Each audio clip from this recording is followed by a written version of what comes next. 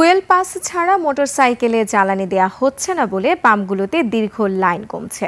Pump কর্তৃপক্ষ জানিয়েছে আগের চেয়ে সরবরাহ বেড়েছে, তবে রাজধানীর আসাদ গেট, কল্যাণপুর, গাবতলী ও মিরপুর এলাকার অধিকাংশ পাম্প বন্ধ দেখা গেছে। হাকিম মাহির রিপোর্টে বিস্তারিত।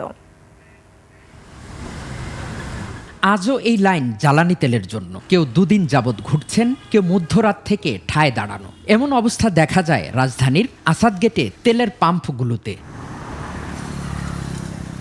চালকরা জানান, রাজধানীর সব পাম্পে সমানভাবে তেল সরবরাহ করলে কাটবে এমন তীব্র সংকট।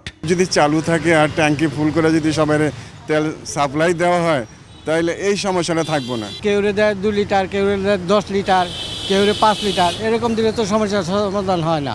তেলের দাম বাড়লেও কেন সংকট কাটছে না এমন প্রশ্ন করছেন চালকরা। তারা জানান, সিন্ডিকেট করেই বাড়ানো হচ্ছে ভোগান্তি। রাতে আসলাম 7টার দিকে, পাই নাই, 10টার দিকে মুখে আসলাম, তেল বলতেছে নাই। সিন্ডিকেটটাই বেশি চলতেছে, কিন্তু সিন্ডিকেটটা না হলে কিন্তু সমাধান হয়ে যেত। সরকার বলে রিজার্ভের কোনো অভাব নেই, তো অভাব যদি না থাকে আমাদের এত ক্রাইসিস কেন হয়? তবে ফুয়েল পাস ছাড়া মোটর সাইকেলে জ্বালানি দেয়া হচ্ছে না বলে জানিয়েছে পাম্প কর্তৃপক্ষ। তারা জানান, আগের তুলনায় পাম্পগুলো জ্বালানি তেল বেশি পাচ্ছে। সবাই যদি পাম্পে তেল পায়, সরকার যদি সবাইকে তেল দিতে পারে, তো একেবারে সমস্যাটা কাইটে উঠবে, এর সমস্যাটা থাকবে না। রাজধানীর বন্ধ পাম্পগুলো সচল করলে তেলের সংকট কাটবে বলে মনে করছে পাম্প কর্তৃপক্ষ। হাকিম মাহি, 21 টেলিভিশন, ঢাকা।